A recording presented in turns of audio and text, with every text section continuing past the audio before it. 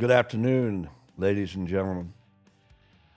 And all I have to say is I want to elaborate on what I said the last podcast regarding I was thrown in jail in Baton Rouge, Louisiana, for 9 days. Well, my son had gotten off his ass and called my lawyers, let him know where I was at.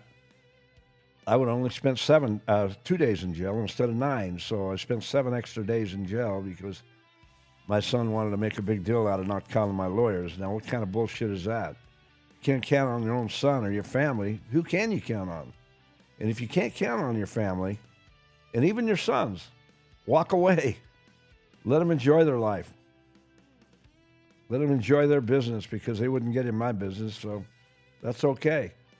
Now, my oldest son, I know that my youngest son called him the night that I called my youngest son. I know what my youngest son does. I know exactly how they act. He called my oldest son, let him know everything that was happening. And my oldest son sat on his ass also. And he could have called my lawyers. He could have been strong and said, hey, JT, you're wrong for what you're doing. He needs you to call his lawyers. And he would have called, but he didn't call. He sat on his ass also, and he knows that I know that. So kiss my ass. That's all I can say. Just kiss my ass because I'm enjoying my life, and I enjoyed the fact that I even had to sit in jail.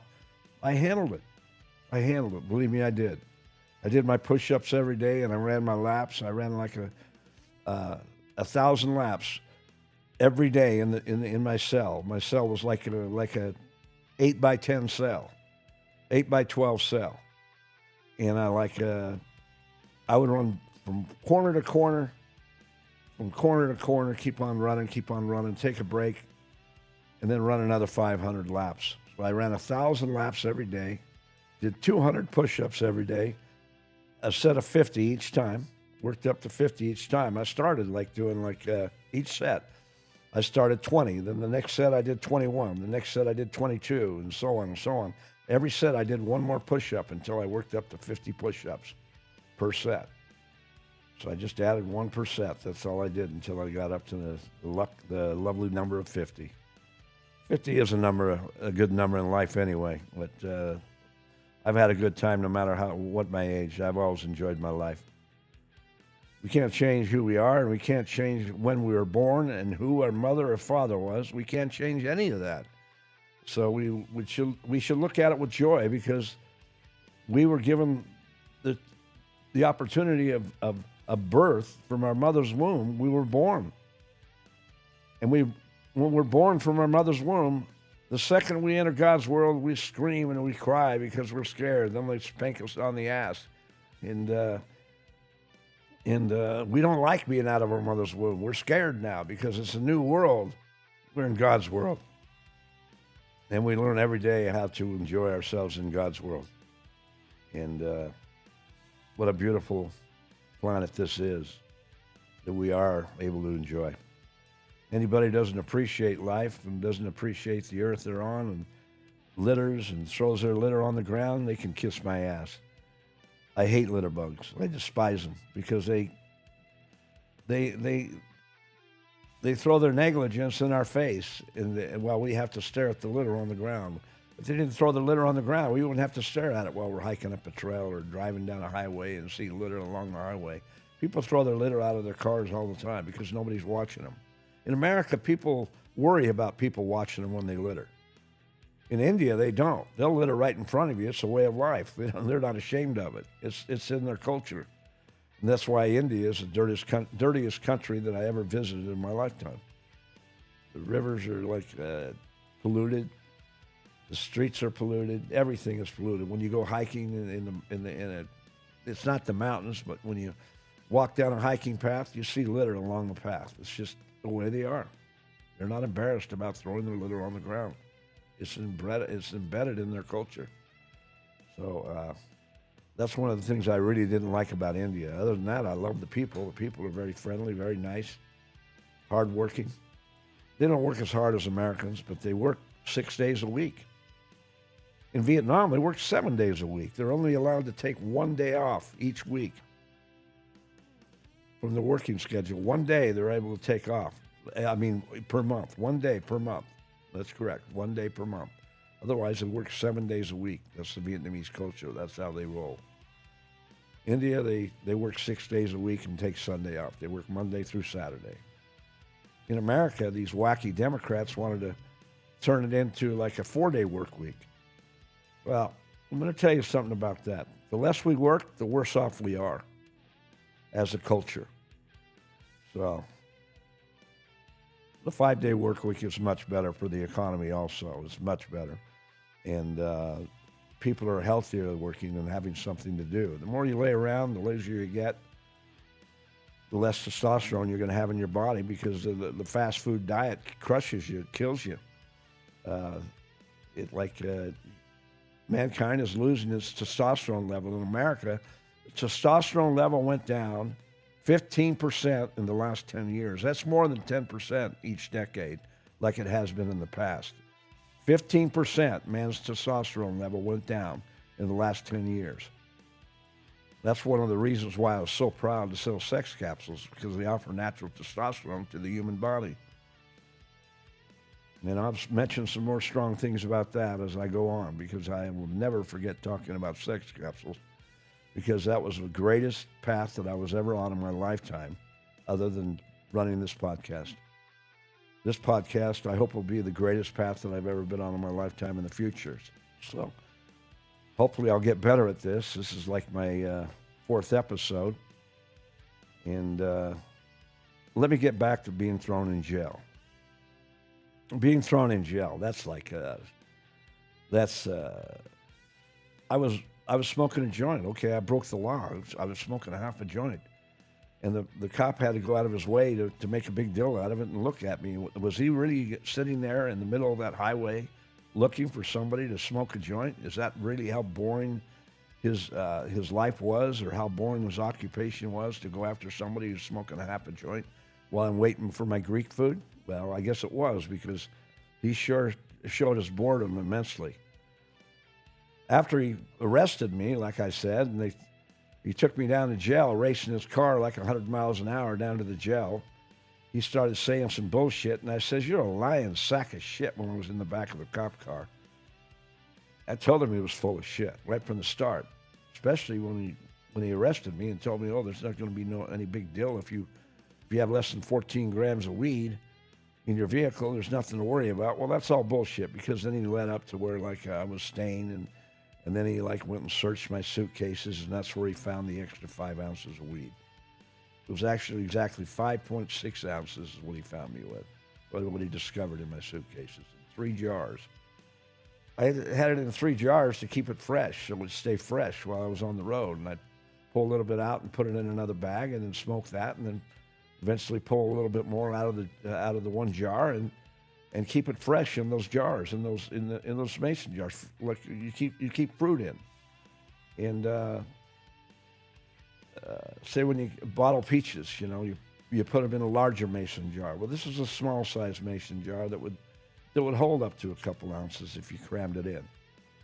And so I had 3 jars of wheat, and not exactly an ounce, or not exactly 2 ounces, like a 1.5 ounces, 1.7 ounces in each jar, or 1.8. So it added up to 5.6. So that would be like a 1.8,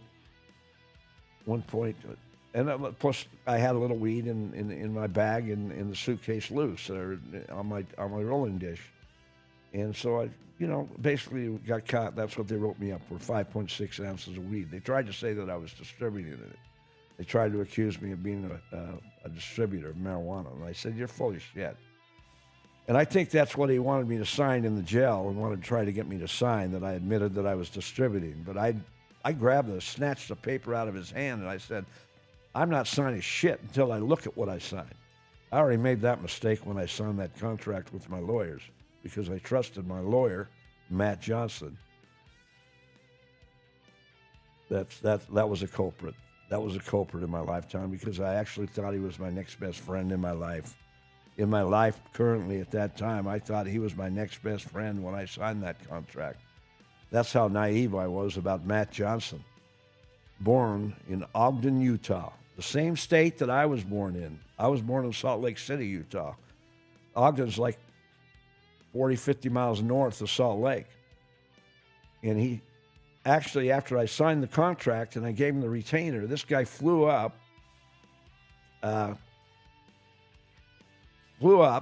like Salt Lake City or Ogden or wherever he flies up from Vegas, and would go up to Eden, Utah. That's where he goes. Every weekend he goes up to Eden, Utah. He can't get his wife to come down to Vegas, the greatest city in the world. He goes up there every weekend. And he was flying up there on my money, the money he stole from me, the $150,000. He claimed that it was like only he got $50,000 out of his end, and Mike Sampt got the other $100,000 that he set me up with. Mike Sampt Law, the true culprit, the true scumbag, the wannabe gangster. Would you want a lawyer to represent you that wants to act like a gangster? Because I guarantee you, being a gangster is caring about yourself. It's not caring about the rest of the world. That's part of being a gangster. Well, he wants to act like a gangster lawyer. Like he doesn't have to give me any money back. In fact, he says, you're going to owe me more money after taking me to the Bar Association and wasting my time. Well, I'll tell you how I'm going to waste his time. I'm going to take him to district court and waste more of his time. And then I'm going to be on his back heels the rest of my life. I'm going to be on his back heels and remind the public who Mike Sampt is. Never do business with this guy. This guy's an absolute scumbag, along with Matt Johnson. Matt Johnson is actually more guilty than Mike because Matt was my friend. I knew Matt. Matt was who set me up with Mike. Mike didn't know me from Adam. I didn't know Mike. If Matt hadn't set me up with Mike, I never would have had to meet him in my lifetime. But ultimately, I met another scumbag because I was set up by a scumbag. Matt Johnson at Johnson & Googler. He could definitely kiss my ass, and I guarantee you that I'm taking him to district court. I'm going to sue him for the entire $150,000. I tried to get him to give me back $100,000 at the Bar Association. In the Zoom meeting, I tried to get him to give me back $100,000 and take a $50,000 loss. And I found out that they only offered me pennies, like $1,000, $2,000 or $3,000 total to give me back. They want to keep the other $147,000 and say that it's their right to have that money because I signed their phony contract. Well, you can't have somebody sign a contract if you're a lawyer unless it's of importance. You can't take that large of a retainer off of a targeted text. So that means they targeted me in the first place. And they had me sign that flat rate predatory contract. Lawyers used to do it all the time back in the old days, and it used to work.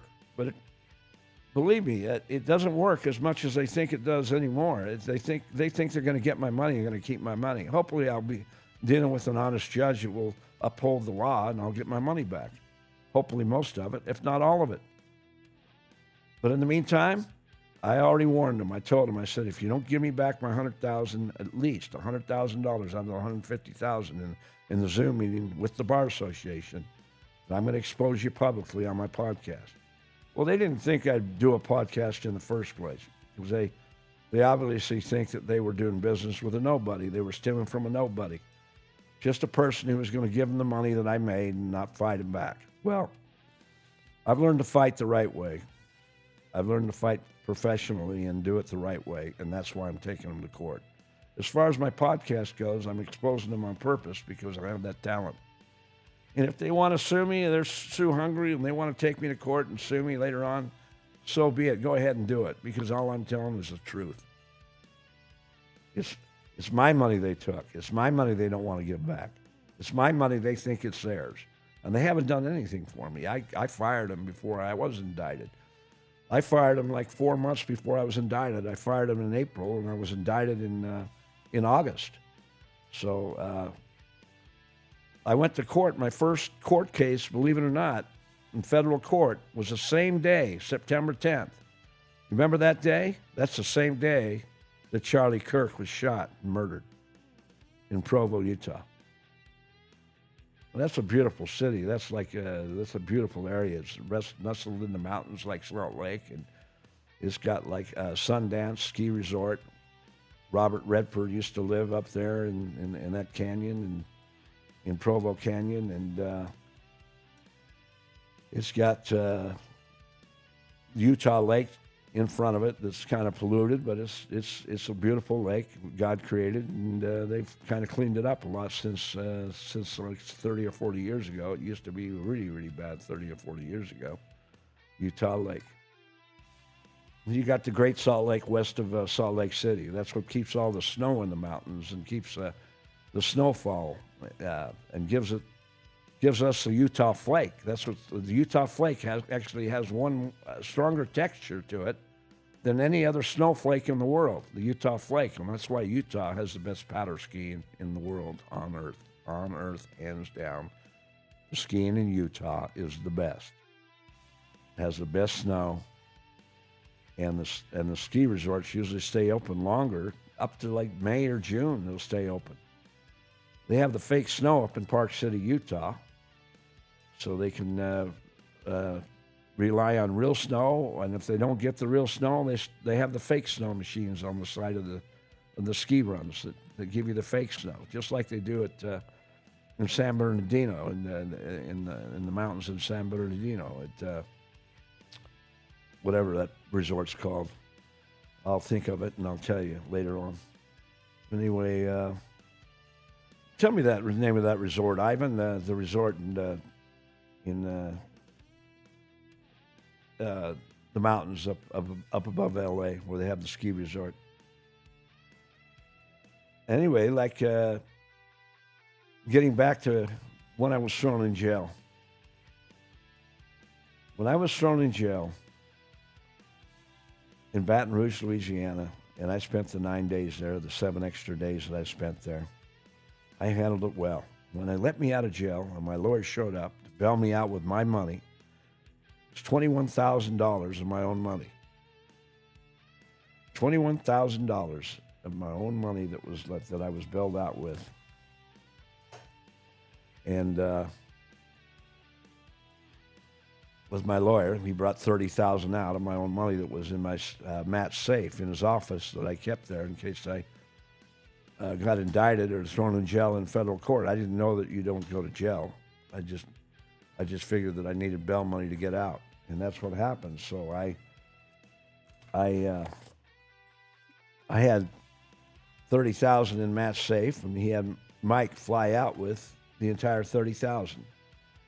He gave the $21,000 to the bondsman. His nickname was Coca-Cola. Hello, Coca-Cola, if you ever hear this podcast. Thanks for being there and taking care of business. And I don't care if you paid off somebody a little bit of money here or there. I know how maybe that's how the system works, but if you got to keep all the money, more power to you. But I didn't have to spend another day in jail. Well, that's a good thing. Instead of having to wait to go to court like 4 months later and sit in jail waiting to see the judge like I had to wait in Atlantic City. And I'll tell you that funny story in this podcast later on. First book out listed is Beehive Golden Pond in East Windover, Utah. Windover's actually a border town, so it's in 2 states. This small city of 6,000 people, about 90% Spanish people. What a beautiful town this is. That's Beehive Golden Pond on 479 Windover Boulevard in Windover, Utah. Buy a book there and get the free hat along with any book purchase. To purchase my book, go to www.theroadrunnerpodcast.com, and I'll throw in that free hat with any book purchase. My title, The Roadrunner in the Yellow Zone, is the greatest title ever created. Without the sun and the moon feeding off each other, there is no life on Earth. Anyway, when I got bailed out of jail, and was bailed out of jail by Coca-Cola, by Mike Stamp bringing my money out, I asked Mike when he had the cab waiting for us to leave and go pick up my dog, to go get my dog Sky out of the police kennel. And that's the first thing we did, went and picked up Sky. But I asked him, I said, so you got a room last night? And he says, yeah. He says, I stayed in a nice hotel. I says, well, what did your room cost? He said, oh, I don't know, $250, $250, $300. I said, what did you do? Stay in a three-star hotel? He says, yeah, I always stay in three-star hotels. I never stayed in a three-star hotel in my lifetime when I was a pool player or a poker player.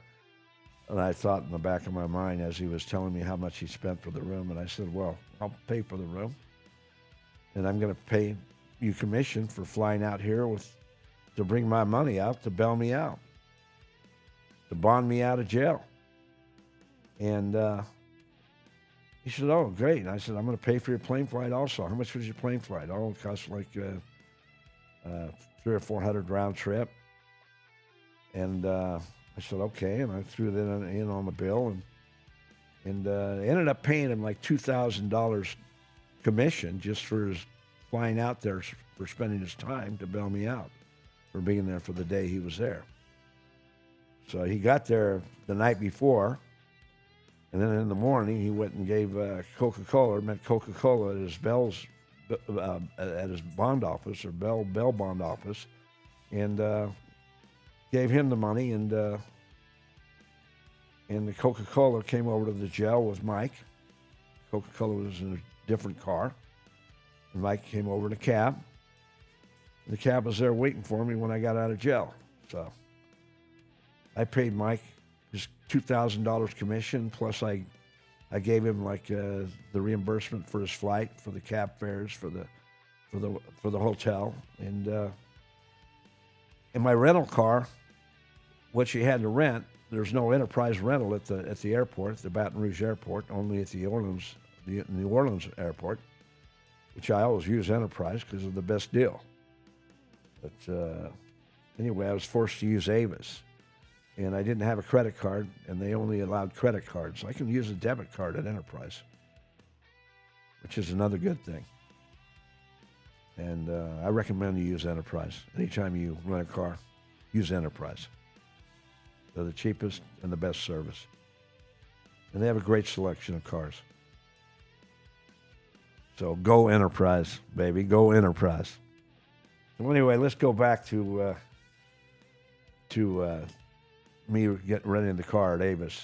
It cost me a total of $6,000 to rent that car for about 5 weeks. I went out on the road for 5 weeks. And my first destination is I heard on the news, and I watched the news that Waters was doing on Waters World. Now it's called Waters Prime Time on Fox News. That Waters was doing a book signing down in Fort Myers, Florida. That's where I was destined to Fort Myers, Florida. I was going down there to his book signing, and I had to be down there on the next day because I just got let out of jail the day before. So I went down there and drove straight to Fort Myers. I drove the whole day after I got out of jail until late that night. And wait, I did stay in a motel room when I got to Florida. That's right. I did stay in a motel when I got to the tip of Florida. And I remember leaving that room and then driving all the way down through Florida that day, and getting to Fort Myers that night. Probably around 8, 9 o'clock at night, I got to Fort Myers. I arrived there. The book signing was at Barnes & Noble. But they were already closed when I got there. But I drove to Barnes & Noble, so I know how to find it. And then I got a motel room as close as possible to this bookstore, and got a good price room where I didn't get raped. Stay in a 3-star hotel like Mike Senft likes to stay in every day. Well, that's how thieves think. They like to live high and live off other people's money. That's how shyster lawyers think, So that's what he does. I stay in normal motels that are pet friendly also. Anyway, the next morning I went over to the Barnes & Noble, and there was a huge line, like 3,000 people that waited to have Waters sign the book that they bought. 3,000. It's like a game. It's a game that lawyers play or writers play. It's a game that writers play when when they have book signings, it gets a lot of people to come over there and buy their book, and they sign the book. Well, what I wrote in my book, a very important note that I put in my book is this: I don't believe in autographs. My autograph isn't worth any more money, worth any more value, have any more value than your autograph. And I've never asked anybody for an autograph in my lifetime. And that goes for any athlete, that goes for any actor, that goes for anybody. I've never asked anybody to give me their autograph. Never in my lifetime. I think it's a waste of time for somebody to ask me for my autograph. Although I would do it if they asked. I'm not cold-blooded, but I'm just saying that my autograph is worth no more than yours. So what's the purpose of an autograph? You buy my book, you read it, you learn from my book. You're not going to learn anything from my autograph. You're going to learn from my book. And that's why I wrote my book, because I want to express myself in my writing talent, with my writing talent that I was given to by God. God gave me the ability to write, and I wrote my own book. I didn't have a ghostwriter write my book. You see these newscasters write their books, and they say, like later on, like 6 months later, it's a bestseller, it's a bestseller. And all these newscasters, they become writers. Automatically, they want to write a book because they know they have a market to buy their book. And that's why a lot of people write books and have books written. But I can guarantee you, most of those people, they don't write the book. They have a ghostwriter write the book. They're too busy to write a book. It takes a lot of work to write a book, trust me. It took me 2 years to complete my book. I started writing my book on February 24th in 2022, the same day that Russia invaded Ukraine. I was emotional, so I had to let my emotions out, and that's what I did. I started writing, and I started my chapter. My first chapter that I wrote was my chapter on politics. And then after, say, like 2 or 3 weeks went by, and I'd written like 30 or 40 pages, I got lazy, and I just quit writing, because that's how I am. I mean, I just wasn't motivated to write, and I just put the book down. Put the book down and didn't write another page until August when the task force contacted me. When the task force contacted me, that was my fate.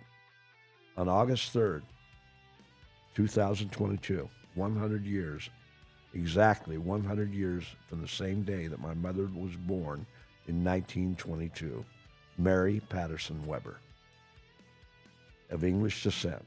So I'm of English and Irish descent. That's why I have the last name Weber, W-E-B-B-E-R. If my name was German, it would have one B, but I'm of English and Irish descent. So that's why my name has 2 B's. And so that was an emotional day. And after that day, that's when God got me off my ass. I was remotivated, and I started writing my book, and I never, ever quit writing until I completed it. I finally completed my book in like April 2023. And I would write a chapter, and then I'd stop writing that chapter, and then I'd start writing another chapter, and then I'd come back to the other chapter, and I'd start writing, and I'd go back to the politics chapter, and I'd write more on that. And I'd go back and forth to other chapters, and I have a total of 9 chapters in my book.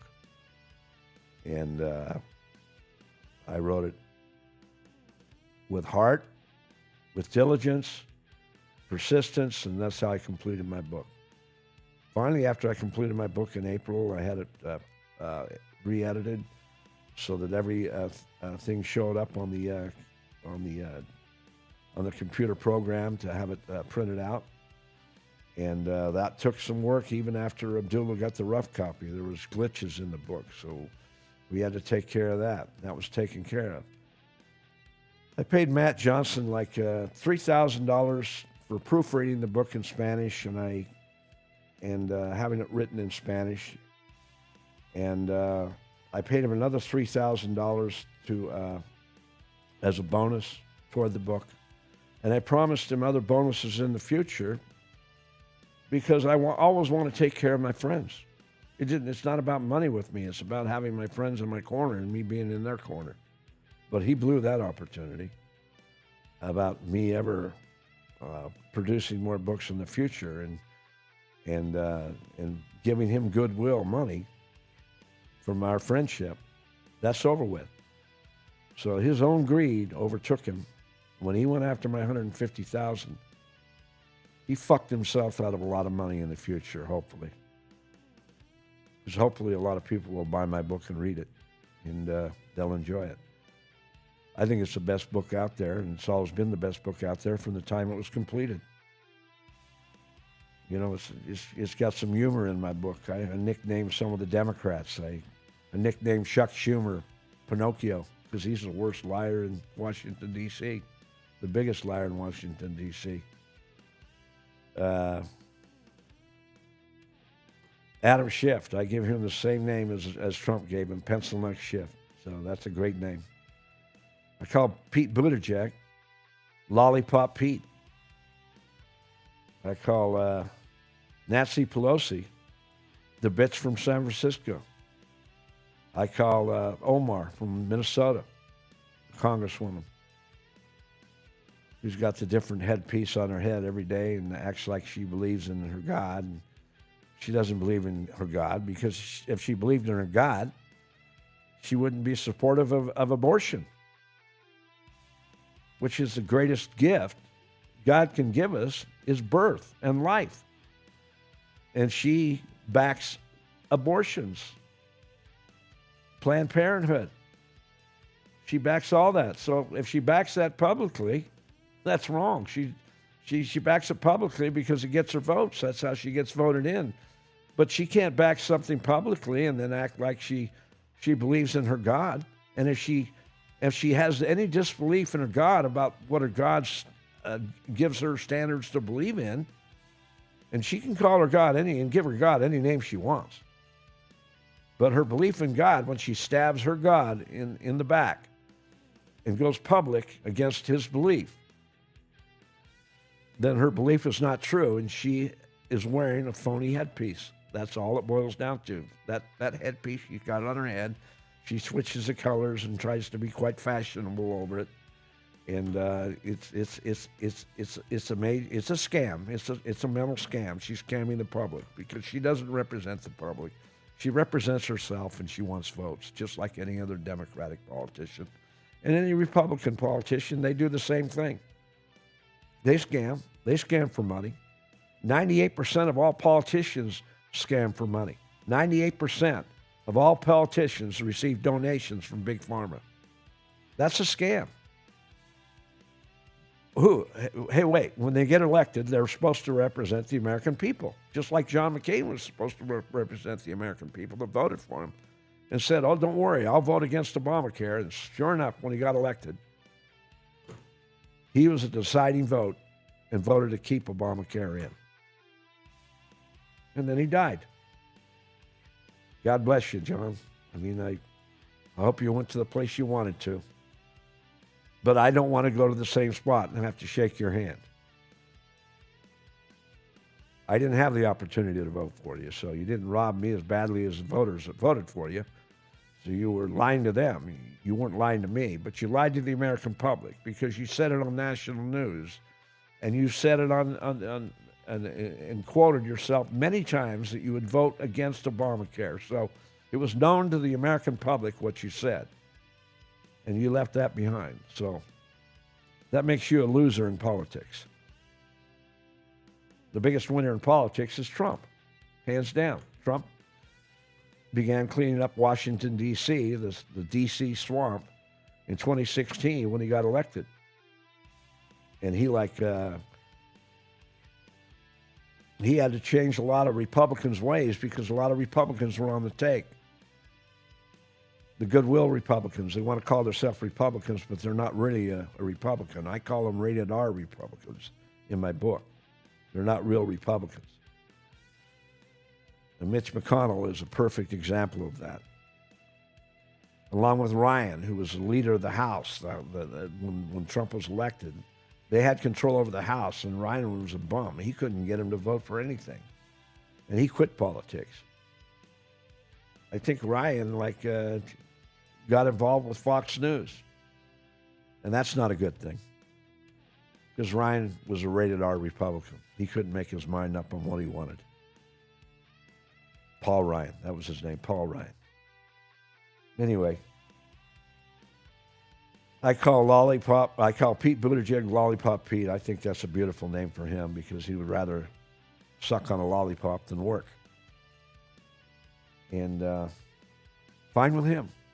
To each his own. But don't waste our time acting like you're a public servant and take your vacations and take your paternity leave and everything like that. And then while the trains are crashing off the tracks and you're not taking care of business. When he went to Ohio, I think it was called Palestine, Idaho. Ohio, right? Palestine, Ohio.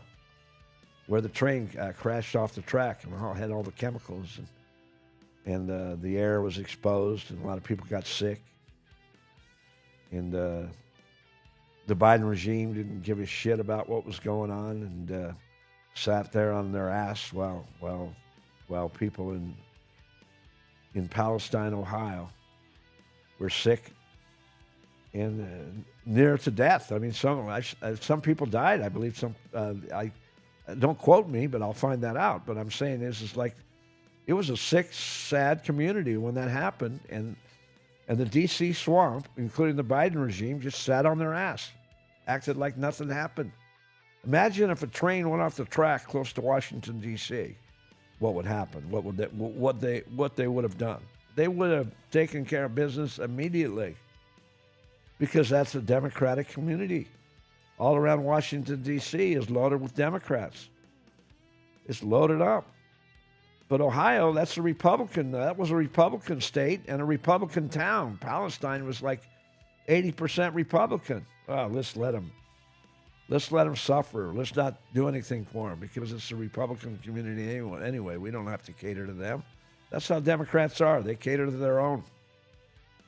That's why they don't represent the American people. They're nothing but Democratic activists, and they cater to their party, and they all stick together. Oh, they all stick together. Even if a lot of them believe in something else, they'll still vote the other way, and they all vote for the same thing. That's why they cannot have control over the House, because if they have control over the House, all they're going to do is waste the American public's time and try to impeach Trump and go after his agenda, just try to knock it down every way and shape and form that they possibly can. And that's just exactly why you cannot give the Democrats power.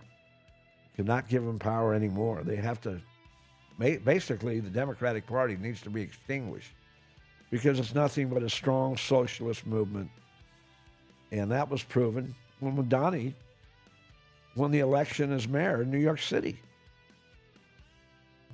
Another retail outlet to buy a book is Chevron Gas, Liquor, and Convenience Store on 1301 East Altman Street. There's 2 Chevron stations. Make sure you get the right one. That's Chevron Liquor, Gas, and Convenience Store on 1301 East Altman Street in Ely, Nevada. You'll get the free hat whenever you purchase my book. To purchase my book, go to www.theroadrunnerpodcast.com, and I'll throw in that free hat with any book purchase. My title, The Roadrunner in the Yellow Zone, is the greatest title ever created.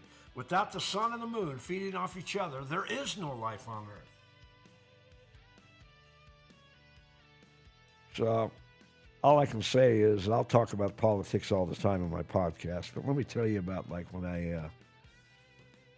after I got out of jail and I went down to Fort Myers to meet Waters and try to have him sign my book. Well, by the time I was able to get out of that line and have Waters sign my book, my dog would have died of dehydration sitting in that heat in my car. And I just said to heck with it, and I left. I couldn't take it anymore, and I just said, no way. I tried to get somebody to hand him a copy of my book, so he'd read it, because I wanted to get on his show. If I could get on his show, then I could be known publicly, and I could explain myself and possibly sell my book. That was the purpose of my road trip. Of course, I was looking out for number one. You have to look out for number one before you can look out for number two. So you have to look out for yourself, and you have to stand up for your own rights. That's what life is all about. So if you stand up for your own beliefs, and you take your strength and you give it to other people, that's what I try to do. So I'm trying to give my strength to Trump. I'm trying to give him my God-given talent, my ability to talk, my ability to speak. I've never spoken in front of a large crowd. I like to believe that I can. I don't think I'd get nervous. I have a good voice to speak, and I have a lot of things to say. And God gave me a lot of knowledge through my travels. So that's another reason why I have no fear of speaking in front of a large crowd. I always thought Trump was going to get shot. And I warned him when I wrote my cards to him, my gift cards. I wrote them daily to him while I was on the road trying to meet him. My first stop with Waters, and I left because I just said, there's no way I'm going to get to meet him in time. I don't want a dead dog on my hands. This guy's depending on me, and without me, my dog doesn't eat or drink water or stay out of the heat. I can lock her up in the heat. But if I keep her locked up in the heat, that's on me, right? Well, it's on me, but my dog dies over it. So I left. And then I drove to Mar-a-Lago. I didn't want anything to do with Fort Myers. It was kind of like a dumpy town in Florida. I don't think it's one of the most beautiful towns in Florida. I'm not saying that it's like not a place to visit because it's on the ocean. But it's kind of a rundown town. They're trying to build it up. But I wasn't impressed with Fort Myers, Florida. I like Daytona Beach, Florida. I thought that was a nice town, nice, beautiful area, and it seemed modern. It wasn't run down. I like nearly every town in Florida that I've been to, but I haven't been to every town. I haven't been to Jacksonville, Florida. I've driven past it, but I haven't spent any time in Jacksonville. I would like to because they play live poker there, so I hope to go back soon. I've been to the Hard Rock Hotel and Casino down in by Miami, Fort Lauderdale. Yeah, Fort Lauderdale area, that area. I stayed there, and I went down there and stayed after I tried to meet Trump, and hung out for a couple of days. I spent time in Mar-a-Lago, and I went to his guard gate, to his house. I tried to get in to meet him, and his security said, the only way that you can meet Trump is you're going to have to write to him and get him to respond. You can't call him. You're going to have to write to him. And they gave me an address to write to him, and I wrote to him, and I sent him my book. I sent him a copy of my book. And I wrote him a different gift card every single day I was on the road. And I would mail it to that address. And after trying to meet him in Mar-a-Lago and getting the address to write to him and send him a copy of my book, I drove over to the Palm Beach golf course, his golf course, beautiful golf course, beautiful resort, and hung out there and ate lunch at the resort, and I left my book. I gave a copy of my book to a golfer who said he knew Trump, and I never got any reaction from him whatsoever. He never called me back. Nothing ever happened from that, so I wasted a copy on him, and gave a copy of my book to the maitre d', who was handling the valet or the check-in or whatever, and never got any response from him. And heck, I don't even know if they wrote my book. I mean, I read my book. I don't even know if they read it. I mean, chances are they probably didn't. I mean, I'm not famous, right? Why would anybody want to read my book if they didn't know I was interesting enough to listen to or to read from? So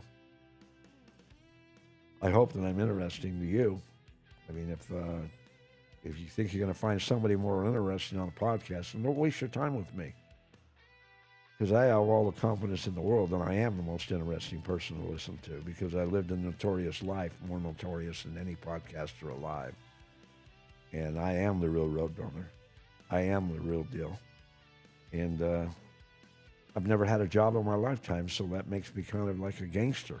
I mean, I'm kind of like a modern-day white-collar gangster. Where, like, never carried a weapon. I'm a peaceful gangster. I'm like I always did things that I believed in.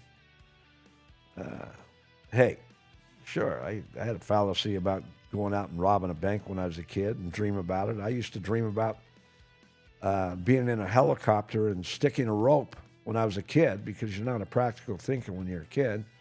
And sticking a rope around Moroni, the golden Moroni on top of the temple in Salt Lake City, Utah, lassoing him around the neck and yanking him off the top of the temple in a helicopter and driving away with that gold. Hey, I'm like a rich man. I've committed a great crime, a great caper. And so basically I thought the Mormon church was full of shit right from the start. I never paid my tithing. I never made it past being a deacon. And they tried to get me to go to church and become a priest, and I never got that far. I stopped going to church at the age of 12 or 14. I just didn't want to go anymore. I remember sitting there on Sunday, and my father would say, well, do you want to sit here and watch football, or do you want to go skiing on a Sunday, or whatever he'd say that occasionally. I'll say, well, what do you think? He said, well, God's in the mountains. He's not in this house right now. We go to the mountains and enjoy nature and go skiing or go fishing or whatever. And that's what we'd do. I'd hang out with my father on Sundays. And my mother would go to church. And my father didn't like going to church either. He thought they were full of shit because he donated money to the church. And then, like, right after he donated money to the church, we lived like no more than 200 yards away from the church on Holly Lane. We lived on Holly Lane. That's where I lived, 4693 Holly Lane in Holiday, Utah. It's a beautiful house where I was raised. We moved there when I was 3 years old from Sugar House, where I was born. I was born in Sugar House, right by the Villa movie theater. It's now a rug shop, competitor to my brother's rug shop. Now, if I ever wanted to buy a Persian rug, I'd go buy a rug at this rug shop. I'd never go to my brother's place and buy a rug at his rug shop. I wouldn't give him the action. And he doesn't give me action, he ain't getting action for me. That's how it works. So that old Villa Theater is now a rug shop in Sugar House. Go check it out. Go buy a Persian rug there. You like it. Put it on your hardwood floor in your house or whatever. Persian rugs are the greatest.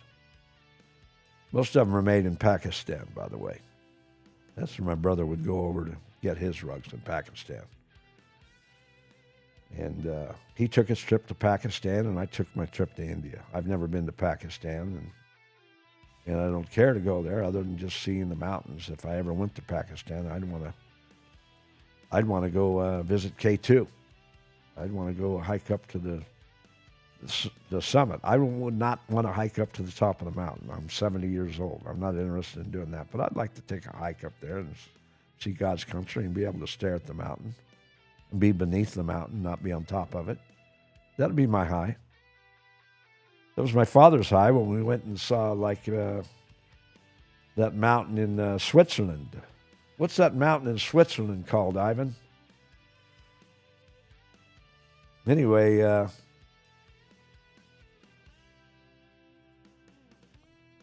that resort in just outside of L.A. is called Big Bear, where they have the fake snow also. Sometimes they get good snowfall, and you're skiing on real snow, which is not bad for living in L.A. And you can go to Big Bear, which is 2 hours away from downtown L.A. That's a pretty good move. I mean, why not? Unless you want to go to Utah and ski the best snow on earth. Then you drive or hop in a plane. I suggest you drive through southern Utah, because southern Utah is the ultimate. That's the most beautiful part of the state of Utah, is southern Utah, and all its different canyons. Thanks, Ivan. That mountain is called Mount Matterhorn in Switzerland. Remember the old movie and was made about the Matterhorn? It was a great movie. I remember seeing that in school. They showed that to the entire school. And the guy who was in the movie, the youngster who was in the movie, can't remember his name, but he was like, he was in the Hawaii Five-0. He was the assistant detective to Jack Lord in Hawaii Five-0. What a great TV series that was. That was fantastic. Jack Lord, he was the greatest. He was the greatest actor in any TV series made, as far as I'm concerned, as far as making that TV series as powerful as it was. Jack Lord ruled, like Johnny Carson ruled in talk shows. Johnny Carson was the greatest also. Jimmy Kimmel can kiss my ass. George Clooney. Fuck George Clooney. Fuck John Cusack. Let's keep on going with that, but I'll just include the names. No, I have to say fuck Robert De Niro. Fuck Robert De Niro. And he's a piece of shit. I even have a hard time watching his movies because when he plays that character in The Godfather 2, it's the greatest sequel ever made. The Godfather 2 to The Godfather, the greatest movie ever made. The sequel, Godfather 2, is equally as good. And Robert De Niro rules in that movie. But that's not his character in real life. The character he played in that movie is not his character in real life. Because he plays the character of a Trump supporter, of a guy who believes in the people, doesn't believe in the system. Robert De Niro is a Democratic activist who tries to get all his puppets to follow him. That's why he always speaks on the news, because he thinks he has such a strong crowd that's following him, because he is a great actor, no doubt. He used his talent well. But he didn't learn how to shut up and just be an actor, because I can't watch his movies anymore. I mean, the Bronx Tale, I mean, him playing that part in the Bronx Tale, and in The Godfather, Raging Bull. He was a rebel in Raging Bull. He was a rebel like me. I mean, like I'm a rebel. I stand up against the system. I've been standing up against the system when they're wrong my entire life.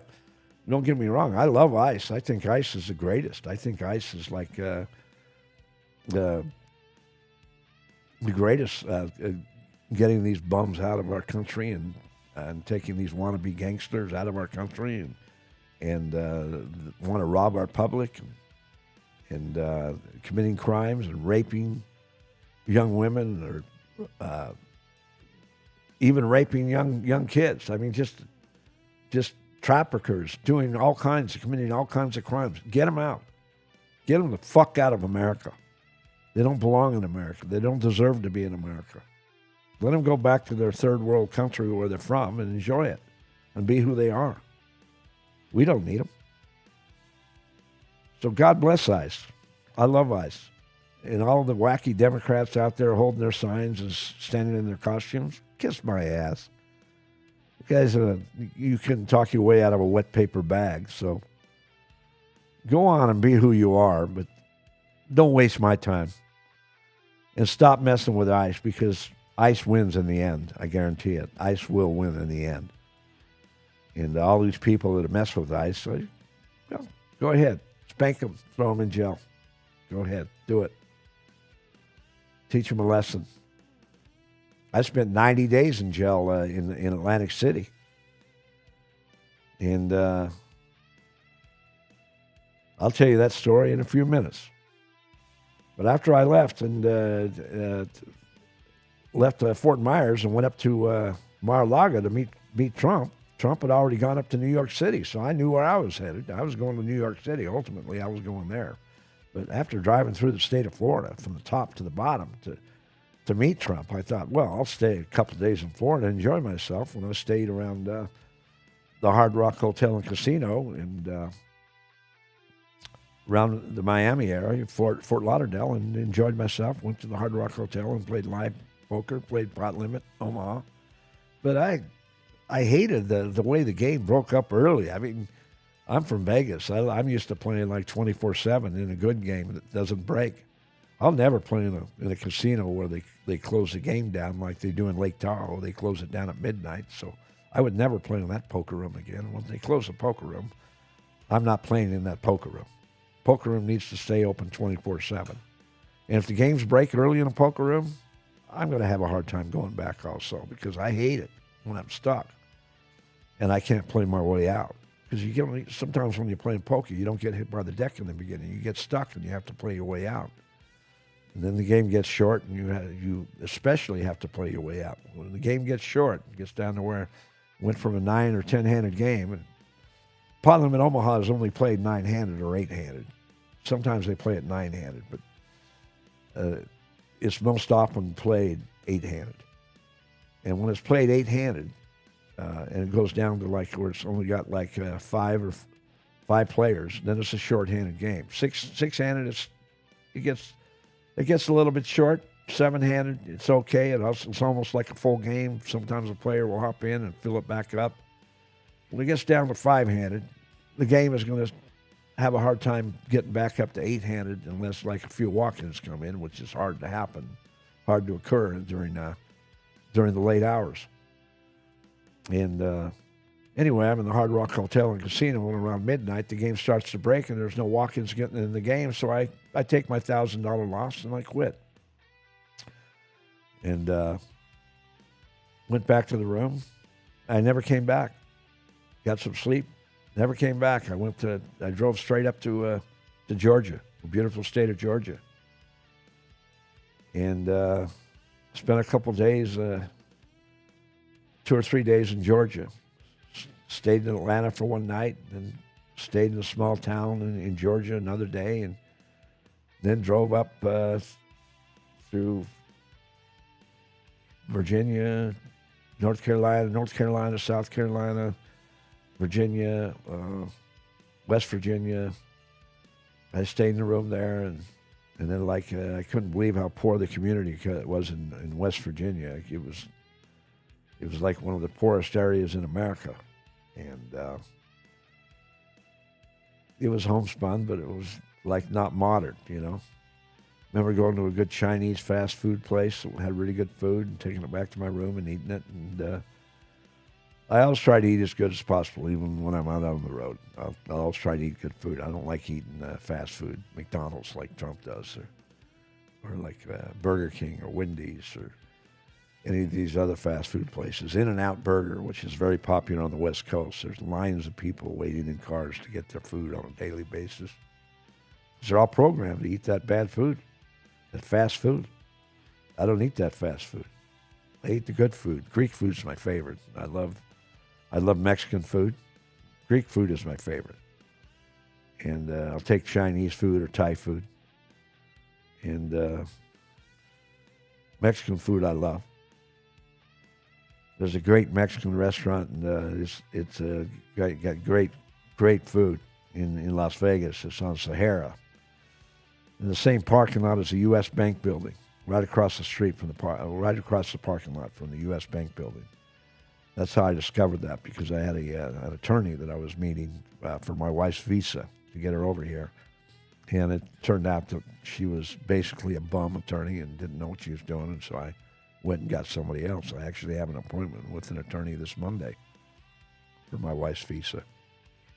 Because my other bum attorney, Russ Gubler, who works for Matt Johnson, who I originally discovered to find Matt Johnson,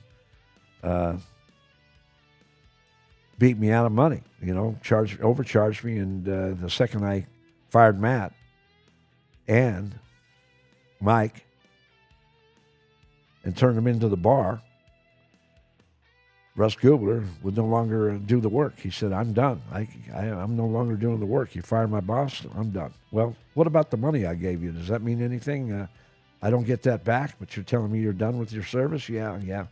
That's how he is. He's a whore lawyer who really represents himself and represents his boss, because once I fired his boss, he wasn't going to do any more work. even though I paid him to do the work and complete the first task. He didn't want. He wasn't about to do it. So I'm exposing him for that, and just reminding the public that, Russ, you're just another greedy whore lawyer working for another whore lawyer, and your boss is a shyster and you're a shyster, along with Mike Sand. Good luck with that. Kiss my ass in the meantime, and I'll see you in district court, Matt and Mike. So, after I left Mar-a-Lago and went up to the Palm Beach golf course and played my poker in the Hard Rock Hotel and Casino, I had enough of Florida, and I drove straight up through Florida and went up to Georgia and hung out in Georgia for a few days, North Carolina and South Carolina drove through, or if I did drive through that, wherever the 95 took me, that's where I was en route. Directly up to New York City to meet Trump. And maybe watch his court case. Well, I never got into his court case. It was jam-packed by the time I got there. People waiting in line to go in there and sit in the courtroom. Well, I wasn't going to be able to say anything in the courtroom. So I just get my cup of coffee at the coffee shop and stand outside where they had the cameras and try to meet a newscaster and speak my mind and say good things about Trump, which I did. And I got in front of the camera a few times and talked. Maybe somebody even saw me doing it. I always like to introduce myself as the Roadrunner, because I am the Roadrunner who wrote the book, The Roadrunner in the Yellow Zone. Well, I was unable to meet Trump, and I went to his Trump Bar and Grill in the Trump Tower. I ate lunch there every day for 5 days in a row. Every day I ate lunch, and I'd walk up to Central Park. And I wasn't smoking weed. I quit smoking weed after I got popped in Baton Rouge, Louisiana, so I was off the weed deal, and my wife was extremely happy about that also. Who's never done a drug in her life, so she knows she married a bad boy. But I haven't smoked a joint since February 9th, 2024. 2025. I haven't smoked a joint since February 9th, 2025. And I remember walking through Central Park and thinking about the good old days when I sold batteries and ring flashers on the trains, and I'd take my break from the trains and I'd go through the Central Park and I'd smoke a joint in the daytime or nighttime. It didn't scare me to be there in the nighttime. I wasn't afraid. And I'd go somewhere down a private like walkway or whatever and hang out on a bench and smoke a joint and not worry about the cops coming up and bothering me. I'd have enough of a distance between me where if the cop ever did appear, I could just like kind of put it out or whatever. I don't know. I mean, I didn't really worry about it. I was in New York City. I didn't care. It's not like Louisiana. I think New York's like Vegas. The cops don't give a shit about stupid stuff like that. L.A., same thing. They don't care about stupid stuff like that. Until you get down to San Diego, then the cops act a little differently than they do in L.A. We're a conservative environment. Well, it's being overtaken now and it's becoming more wide open like L.A.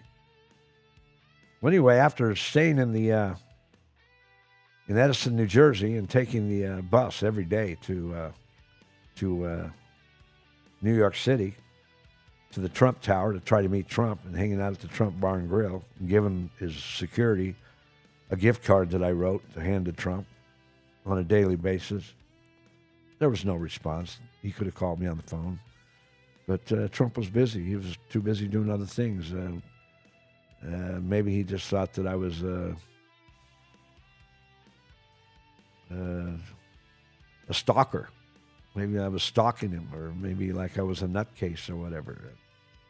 Well, I love you, Donald Trump. I love you as my president. I think you're the greatest, and I am not a stalker. I'm 100% a true supporter of you. I've never given you a dime like Elon Musk gave you millions. I give you mental support.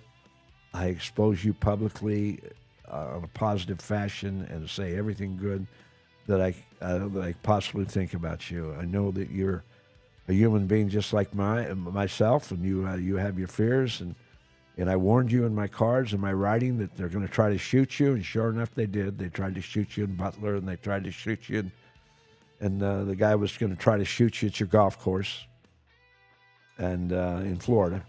But they got to him before that happened. So my instincts told me they were going to try to shoot you, and sure enough, they did. So I'm 100% behind you, Mr. Trump, and I just wish that we could meet someday. I just wish that maybe you could be in my corner someday. I've got the feds coming after me in court and indicted me in a federal court case for selling sex capsules, for having a sex capsule company and being successful, being a successful entrepreneur like yourself, but not on your level. But I became a successful entrepreneur with hardly a dime in my pocket and built my business into a very successful business through hard work and persistence and the love of what I was doing and belief of what I was doing. Because I believed that I was doing the right thing, and I still do to this day. I know that I was on God's path. I know that I was on the correct path in life. I was on a much stronger path selling sex capsules than I ever was as a pool player, a poker player, because I only represented myself as a pool player, a poker player. I was trying to make scores, trying to beat people out of their money playing pool and beat people out on their money playing poker. That's not very gratifying. There's no gratification about being a gambler. That's why most gamblers are miserable. But I enjoy playing poker and competing. That's why I love poker. I love playing poker, and I love winning. I love winning more than losing. Who doesn't? Another retail outlet selling my book and free hat is Hoover Dam and Liquor in Boulder City, Nevada, just outside of Las Vegas and outside of Henderson, Nevada, just south of there on the way to Phoenix. So that's 1311 Boulder City Parkway is where they're located. Hoover Dam and Liquor. Go over there to the best little liquor store in the state of Nevada. Hoover Dam Liquor. To purchase my book, go to www.theroadrunnerpodcast.com, and I'll throw in that free hat with any book purchase. My title, The Roadrunner in the Yellow Zone, is the greatest title ever created. Without the sun and the moon feeding off each other, there is no life on Earth. But selling sex capsules and wholesaling sex capsules is the strongest thing I've ever done in my lifetime. Because not only did I save thousands of men and even women from having heart attacks, but I also eliminated the chance of a man or a woman inheriting Alzheimer's disease when they took my sex capsule, which had sildenafil in it. And it's been proven. It's been proven by and talked to by every news agency in 2022. Put it on national news, CBS, ABC, CNBC, CNN, Fox News. It didn't matter. Any news station in 2022, they all said the same thing. When sildenafil is taken regularly, which is Viagra, the only ingredient in Viagra, and tadalafil is the only ingredient in Cialis. But when sildenafil in Viagra, and they're talking about Viagra when they're talking about this on the national news, they're not talking about sex capsules, because they don't have any knowledge about sex capsules. They just know about Viagra and that it's got sildenafil in it. The reason why they know it's got sildenafil in it is because it's required by prescription, so the whole public, the entire American public knows that. Then the American public also knows that all these sex capsules are spiked, and they're spiked with sildenafil also. They don't, and they have a little bit of tadalafil, and a lot of the public knows that also, because the tadalafil is what makes a man hard, what makes his libido area hard, and the sildenafil and the tadalafil in a female pill is what adds moisture to a woman's libido area and cleans her breast tissue out and her glands. And both my sister and mother died from breast cancer. My mother first at the age of 60 when I was 27 years old, and my sister at the age of 54 when I was 43 years old died from breast cancer, both of them, before I got in the sex capsule business. So it was a blessing that I got in the sex capsule business. I have no difference in thought that God put me on this path on purpose. How did I get in the sex pill business is bizarre. I'm in a poker room, a busted out poker player playing poker with less than $1,000 bankroll, playing poker, playing low limit poker, trying to keep from going broke and paying my weekly rent and my weekly rental when a guy follows me in the food court at the Subway food station in the food court and says, "Hey, I was told to talk to you." He said to me, "I was told that you were a good hustler and that you might be interested in selling these vitamins that I have." Yeah, that happened. And that's how I got in the sex capsule business, but I'll get back to that later. It's incredible to think that, that I've done what I've done and I've been where I've been, and I ended up being in the sex capsule business and being involved in it for 16 years. I never sold any other product, only sex capsules, because it's all that I believed in. They tried to get me to sell spice that was really popular back then, and it was even manufactured in Utah, manufactured in other areas in America. But it was all garage manufacturing. It was like underground manufacturing. It was an evil ingredient, and it was an evil drug that they were putting out on the market. Spice, it was addicting. It was like heroin. It was like being addicted to heroin. You couldn't get off of it. People were getting addicted to it right and left, but the profit was huge. It was incredible selling spice, but I never sold spice. They tried to get me to sell spice, and I said, "Kiss my ass. I don't believe in it. I'm not getting involved. No chance." And I continued with selling sex capsules, which was a struggle the first 5 years. So I was talking about selling sex capsules and not selling spice, and that was not a good thing to do. That was an evil drug. It was a bad drug. It was bad for people. It was addicting, physically addicting, and just as bad as heroin. So spice was around for a very short period of time. It was a very high profit merchandise for the wholesaler that's selling it to the store, and it was a very high profit merchandise for the store selling it to the customer. And the stores that were selling it to the customer, I guarantee they got heat later on when they sold spice. Spice was a bad thing. People went to prison for spice, and stores had to pay huge fines for selling spice. So I'm so glad that I was strong and remained relentless and just refused to sell it, because that was good karma for me in the future, and that's how I was able to survive in the sex capsule business, only selling sex capsules and nothing else for 16 years. And the manufacturers trying to coax me into selling spice for them and purchasing spice and being a wholesaler, they were upset about it. They wanted me. They knew I could sell, and they could see that I was selling sex capsules effectively in Utah and in Vegas, and they wanted me. They wanted me to sell spice. I told them, "Fuck off. I want nothing to do with it." And talking about saying that word to just the spice dealers, I can also say the same word to John Cusack, Jeff Daniels, Alec Baldwin, Robert De Niro, George Clooney. And God bless George Clooney for going back to and moving to France and becoming a citizen of France. Have a good life. Enjoy yourself. Because I think your movies suck anyway. I don't believe in your character, never did in the movies. You're not that great of an actor. Sure, you're a good-looking guy. That's not being a great actor. So if you hadn't been born good-looking, you never would have been successful in the first place. So enjoy your time in Ireland. And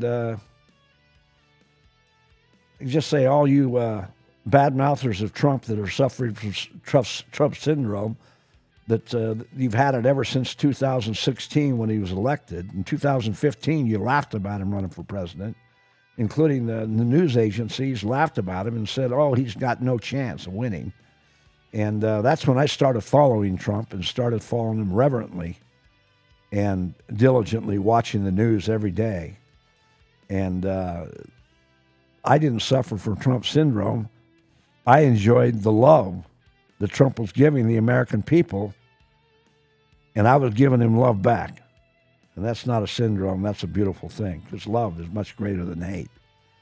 So all those people suffering from Trump syndrome, you're just haters. That's all you are. You're just haters wasting your time.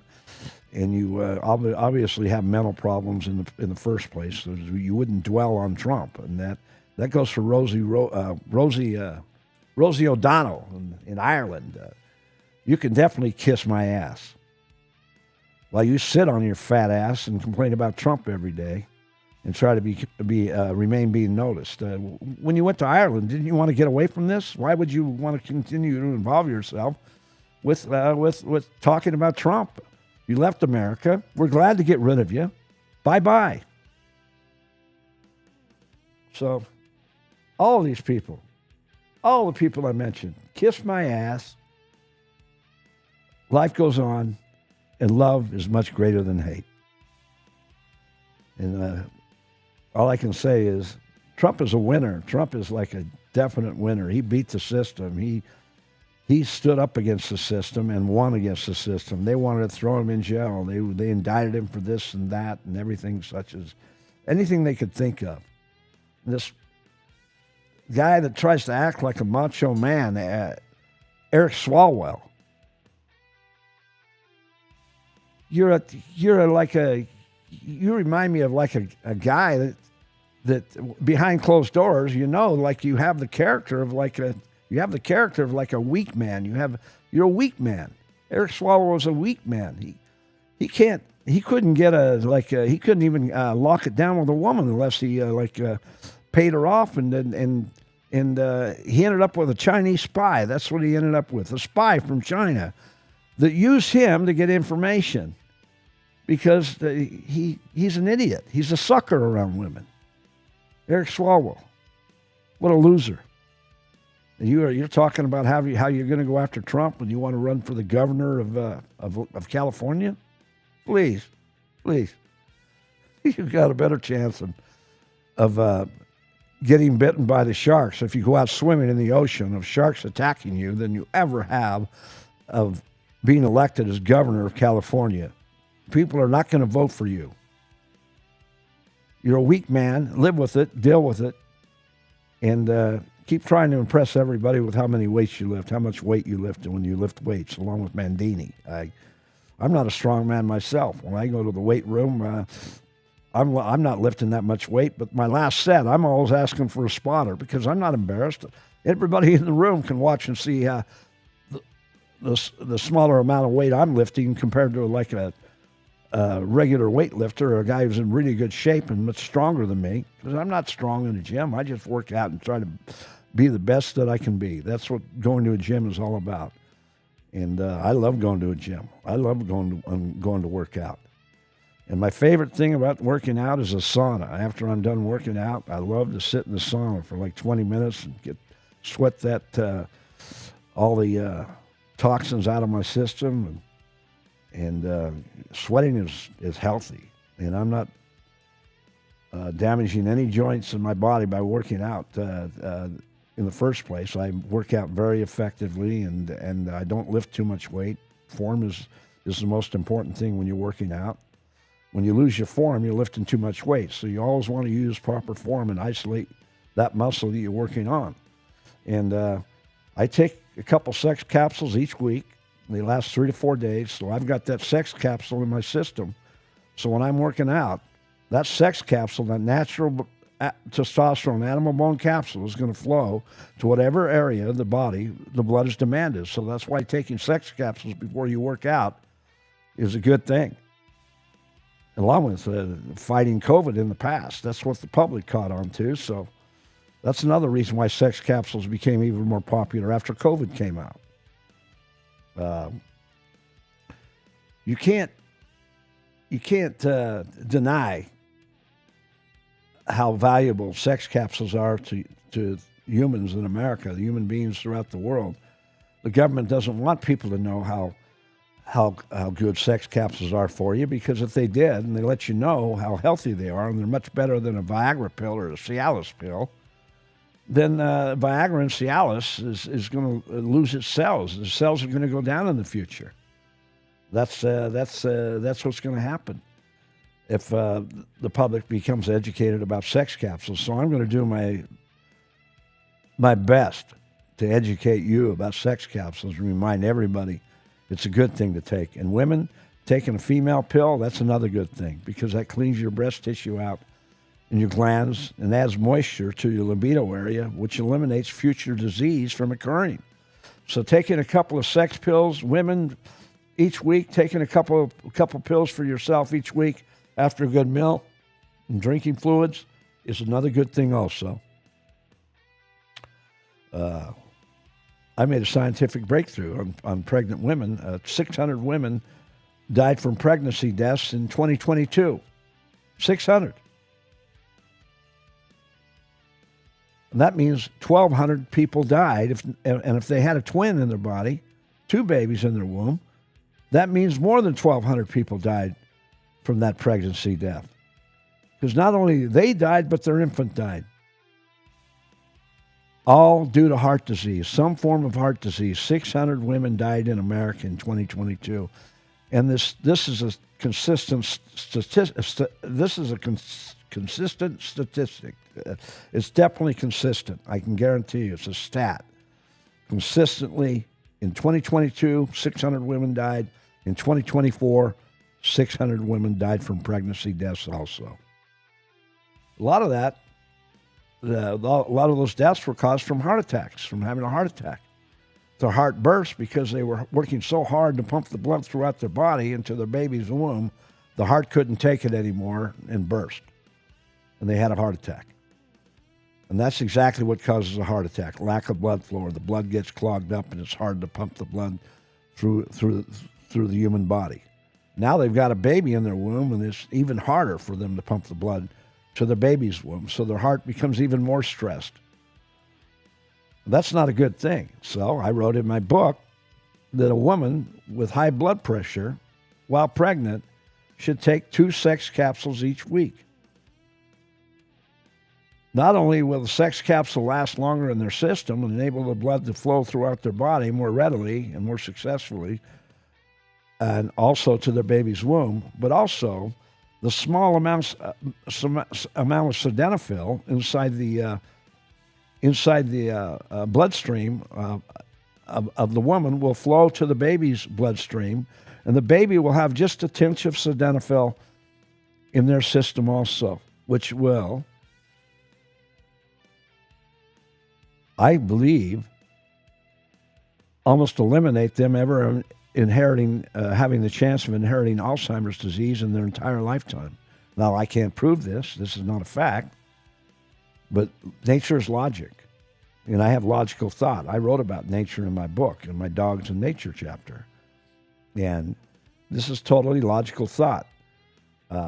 If the baby has a little bit of sildenafil in their bloodstream, an infant, from the day of birth till 6 years of age, is the most important time of development for the human body. The most important time, the first 6 years of a human being's life. So while that baby is in his or her mother's womb, and he or she is receiving that small amount of sildenafil in their bloodstream, is a good thing. Is a good thing. This is good for the baby because it will eliminate possibly Alzheimer's disease from ever occurring in their entire lifetime. Now, this can't be proven now because I just made the scientific breakthrough. I'm the only person to put this on paper. I'm the only person with knowledge of this in the entire planet because I have logical thought and I think about nature on a daily basis. Our body is nature, nature taking its course. All our organs inside our body depend on one another. And all our organs depend on healthy blood flow. Healthy blood flow helps eliminate disease. This is why sex capsules help fight against inheriting COVID disease, because improved blood flow eliminates disease from occurring, any form of disease. When a woman gets older and they get drier, then they inherit more diseases which can occur because of their dryness. Dryness causes disease in a woman. And this is why if they have more moisture in their libido area, many diseases can be eliminated from occurring in the first place, including breast cancer and tumors, which my mother and sister both died from breast cancer before I was in the sex capsule business. So I know that God intended me to get on this path. There's no doubt in my mind that fate took its course. Just like God inspired me to write my book and complete my book. Now, I'm not a religious person. I'm a Jack Mormon, and I'd much rather be a Jack Mormon than a fake Mormon like Matt Johnson, that was once a bishop and sits in his church in North Logan or Eden, Utah, or wherever he goes to church on Sundays while he's up there every weekend and flying up there every weekend on my money that he stole from me on my $150,000 retainer, because I know that he didn't get 1/3 of the retainer. He got half. He would not give Mike Samp 2/3, and he would take 1/3, because without Matt Johnson, Mike Samp never would have got a dime, and I never would have signed the contract. I signed the contract because I trusted Matt. I thought he was my next best friend in life, other than Abdullah from Chennai, India. Abdullah is like the same age as my wife, 35 years of age. In fact, he's like 2 or 3 months younger than my wife. And he raises goats. That's how he makes his living in India, because he wants to work for himself. I gave him that entrepreneurial spirit, and maybe he was born with it, but he wants to die an entrepreneur one way or the other. So Abdullah will always be my best friend in life, and if anybody can equal that, then I'm a lucky man to have a friend of that quality. But that's what he does. He raises goats for a living. He's a farmer in India. And people in India are survivors. They don't have the land that we have in America, or farmers or ranchers have in America. They have to make moves to raise those goats and feed those goats. And he's very street smart. Abdullah's like people in India are naturally street smart because of the environment they grow up in. Much more so than in America. I mean, most people are live in a very protected environment in America. Like, I was born and raised in Utah. And Utah is my state. I can guarantee you that I'm a rebel from Utah. And I love Utah. I want to go back there and live and relax and watch the Utah Jazz play basketball, which are my favorite basketball team. And I hope to root for the Utah Avalanche, the new hockey team they have. Take your car to Zach Hall's Urban Auto Works on 1010 North Stephanie Street, Suite 1A. I can guarantee it'll be the best mechanical work that will ever be done on your car. It's a personalized job for them. It's not a game of numbers. They're conscientious on anything they do. That includes oil changes, fluid flushes, alignments, brakes. Any kind of diagnostic work that needs to be done, they specialize in, and they do all types of engine work, top of the line. Take your car to Zach Hall's Urban Auto Works on 1010 North Stephanie Street, Suite 1A in Henderson, Nevada, straight out of Vegas. Anywhere in Las Vegas you live, take your car there. You can't go wrong. You can't miss. To purchase my book, go to www.theroadrunnerpodcast.com, and I'll throw in that free hat with any book purchase. My title, The Roadrunner in the Yellow Zone, is the greatest title ever created. Without the sun and the moon feeding off each other, there is no life on Earth. The Vegas Golden Knights cost me $8,900. I cost myself $8,900. Nobody forced me to make that bet on the second game when they played the Edmonton Oilers in 2025 in the playoffs. And the Edmonton Oilers beat them in overtime that game. And I lost $8,900. I put up $8,900 to win $6,500 on the Knights. I had to give $2,400 extra to win $6,500, so I had to put up $8,900. So I had to make a money bet, an odds bet. That's how you bet in hockey. And you don't bet on the points. You bet on the money line. And I made the largest sports bet I ever made in my lifetime, and I lost it. And I've never made a bet since. But I'll exclamate that to one important thing. I will say that I'll make a $20 sports bet anytime I want because I'm an emotional bettor. I'm going to bet on my favorite team. I don't bet sports. I wrote in my book to never bet on sports. I wrote in my book to never gamble in the pit, to only play live poker in poker rooms, and that's the only game that I play in casinos because I don't gamble against a casino. I use the casino to get individuals in the casino, in the poker room, walk-ins, whether they're staying in the hotel above or to walk in the casino to play in that poker room. And personally, I like playing in California way better because the Vegas card rooms, the floor people, they have their head up their ass. They like you put them in a suit and they think they're a politician. They think they're in charge of everything. They don't really represent you. They represent themselves. They get broken off by different players. They throw them like a red bird, $5 chip here and there, or $10 in chips or whatever. They have no loyalty to anybody. They're only loyal to themselves. So floor men in Las Vegas can definitely kiss my ass. Floor people in California are the same way, no different. Floor people are meaningless when you toke them. I'd rather toke the dealer. But the dealer never tokes you back $1 when you lose a pot. So I don't like to give the dealer too much money when I win a pot because they're going to put me on a bad beat when I lose a pot. The best thing is to stay and remain not emotional when you're gambling. So if you toke it out of respect. You toke a dealer out of respect, and that's how they make their living, and that's what I do. I toke dealers. But I don't overspend when I toke because at the end of the year, I learned a long time ago as a limit poker player that if you toke a dealer like $1 after every hand that you win, and you played full time, 40 hours a week, you choked away $10,000 that year minimum, if not more. So I learned a long time ago to not over-toke dealers. And when I go to Vietnam and I toke, my wife thinks, oh, I'm just a flamboyant toker. I give away too much money when I tip a waitress or a waiter.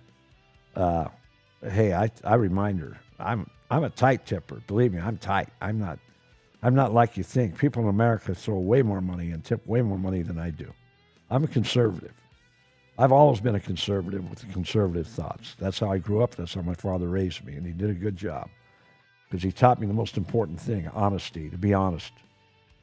If you're honest, you can remain strong. If you lie, you remain weak because you have to learn to lie your way out of everything.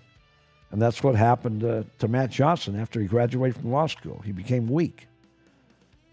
He forgot about the law that he studied in law school, which was the same law school my father went to, and he became weak later on and let greed overtake him, and then he hired an attorney underneath him, Russ Kubler, who's also greedy and has to give Matt a piece of everything that he earns from any client. So Matt gets a piece of everything, so he overcharges on purpose because he wants to make a great living also. And so he robs his clients, and Matt Johnson robs his clients. It just so happened that I was the best client that Matt Johnson had, and he would have made more money with me in the future than any other client he inherited. And now he's cut out of my book. He would never get a dime from my book. No goodwill for me. It's over with. The only thing I'm going to do is try to get my $150,000 back in district court, or as much as I possibly can. But I'll enjoy bad-mouthing him now and in the future. Let me talk about more important things. Talking about trying to meet Trump back in New York City. Oh, boy. Going to the Trump Bar and Grill and eating the good food. The food was great. I eat something different every day. They have a good menu. Everybody was friendly with me, the security guards, everything. They laughed, kind of laughed when I told them I gave my lawyers a $150,000 retainer because they already knew that I got snubbed. But I was naive. I believed in attorneys back then. I really did, especially after Matt won my first case. When Hamid, the printer, running the All-American Printing, tried to rob me out of $15,000 when he sold me Raiders tickets for the season. And I thank Hamid for trying to beat me out of $15,000 that I had to fight to get back. It took me 2 years to get back. And I thank him for giving me the battery charge and calling the police for no reason to blow it completely out of proportion, that I pushed him against the wall and he landed on the ground and all that. I did. I pushed him, and he landed against the wall. His body went up against the wall, but he never hit the ground. But, of course, he told the police that he hit the ground. But, of course, that was on camera because he had a camera on in his office. And That's what helped me win the case, because he was lying right from the start. He also lied and has attorney say that I had a gun out in my van, that I took him out to my van and I showed him my gun, which is bullshit because I never had a gun. So his attorney was lying in the courtroom also, which attorneys do all the time. They'll lie. Attorneys are natural-born liars in the first place, and they'll lie for their clients, whether they want to admit it or not. They will lie, and that's completely against their ethics. They're not supposed to lie about anything. But attorneys do lie, and the most important reason they learn to lie is for themselves, for the money they earn, for the money they get, out of the client. Because these guys plan on getting me for more than $150,000. That was a setup. They never planned on giving it back. That's why they had me sign the contract. But getting me for more money, if they did indict me and take me to federal court, they would have tried to bleed me out of more money than that. So I'm so glad to have gotten rid of them. Now I have a public defender representing me, which is a good thing. I'm very lucky to have a public defender defending me in court. And I've got a good lawyer right now in my corner. So the Trump Bar and Grill was a great place to eat and great place to try to meet Trump, but I never was able to meet him. And I know that he went back to the Trump Tower after his court cases in downtown Manhattan. And back by the wholesale district where I used to score my batteries and ring flashers when I sold trains, sold batteries and ring flashers on the trains in New York City. When I was a crackhead, well, I was a part-time crackhead because I smoked like a chipmunk. But after trying to meet Trump and staying in Edison, the worst thing about staying in Edison is riding the bus, which was only the next stop was to Manhattan, but I was the closest place to the next stop to Manhattan, so that was a perfect place to stay. When I stayed in my motel in Edison, there were nice places to eat, and I enjoyed my time when I was there. And I would always walk my dog early in the morning. I'd get up at 7 o'clock in the morning to walk my dog and take my dog on a good walk so she could have her release, which dogs always do in the morning. And then I'd take her back to the room, and I'd have to sit her in that room, and I'd rush to Manhattan, and I'd make sure that I made it back to that room. If I left at 8 o'clock in the morning, I made sure that I was back in that room by 4 o'clock in the afternoon. Leaving her in the room for longer than 8 hours is cruelty, but that's how long I'd leave her in the room. Make sure I gave her a good walk before. She was always waiting on the bed, wagging her tail when I showed up after trying to meet Trump. So I went out of my way as much as I possibly could on this road trip to meet Trump. It was the most expensive road trip that I've ever taken in my lifetime, that I've ever made in my lifetime. When I went to Europe with my mother and father and was the only child to take that trip, I was 14 years old. They paid for the trip, but I had to earn my spending money, and that's how it was. I had my own spending money, roughly $200 of my own money to spend and buy whatever I wanted. And if I wanted to buy a Coke or buy some kind of an ornament, I remember buying an elephant with ivory tusks in France and in Paris. Just things like that. That's how I spent my $200 that I had for my own personal expenses. But my father paid for everything on the trip. I was 14 years old, and I enjoyed it. It was the greatest trip I ever took in my lifetime. So it was a cheap trip for me, the cheapest trip of all. And I'll never forget that trip. Being with my mother and father and playing tennis in every country that we went to with my father. And I was almost as good as my father, but he was a better tennis player than me. And he always tried to make me a better player. And he taught me how to play with both hands. I never had a backhand. I'd hit the ball with my right hand or my left hand, and I'd hold the racket like this, hold the racket up here with my hands here, and then hold it with one hand on the right or take the other hand on the left and hit the ball. I'm naturally left-handed. Getting back to this road trip, trying to meet Trump, the most expensive trip I took in my life. It cost me $21,000 bond to get myself out of jail. I gave $9,000 to Mike Samp, $2,000 in commission, plus paid all his expenses, plus paid for the rental car that cost me $6,000 that I reimbursed him with because he had to use his credit card.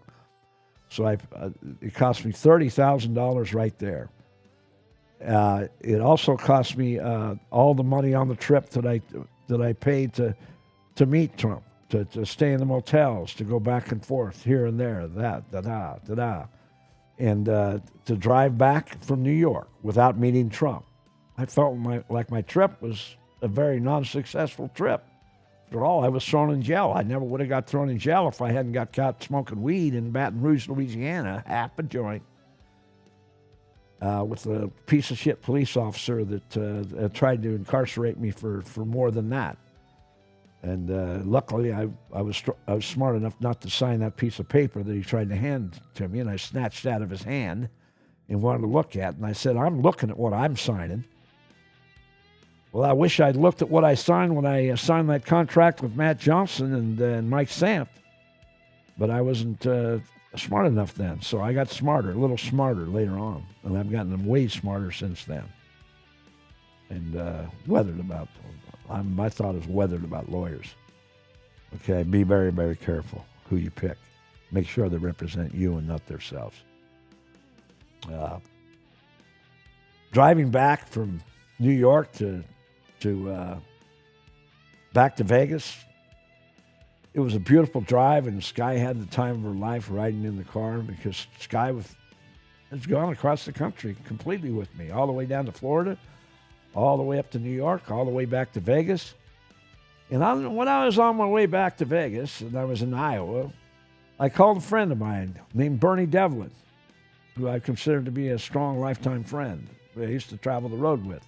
And I asked him a very important question. I said, Bernie, when we were on the phone, I said, when I called my family and I tried to get bailed out of jail, and they wouldn't even call my attorney and let them know where I was at, but it was my own money. I said, what if I called you? Would you put the money up so I could reimburse you?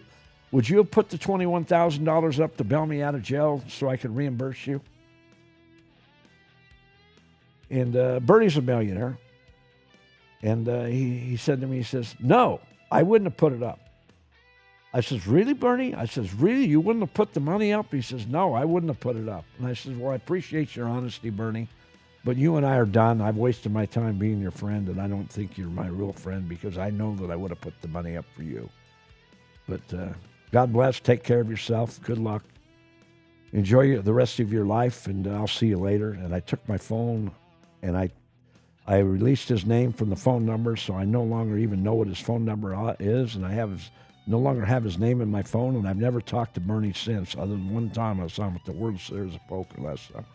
He was sitting at the next table in a tournament, and he nudged me on the back and said hello, and I said hello back, and that's the only time I've ever talked to Bernie or seen him or had any communication whatsoever since April 2023. 2024, April 2024. That's correct, April 2024. So it's been like not even a year, but it seems like a lot longer, because I used to talk to Bernie all the time. So I wish you the best, Bernie. You live in a beautiful state, Utah, and Utah is my state just like it's yours, and I look forward to being in Utah later on in my life and enjoy myself also. Other than that, I'd just like to say, to end my podcast again, if you get bored in life, get a dog. Get a dog, preferably in an animal shelter. Get a dog. That's where they're most needed. And if you want to pay more money for a purebred and buy a dog out of the newspaper or whatever information you get to buy a dog, or go to a pet store to buy a dog and pay the high prices, so be it. Just remember that dog, no matter what you paid for it or what kind of breed that dog is, they all come straight from God. Because God is dog spelled backwards. And they depend on you, and they depend on your love. Take care. Talk to you next time.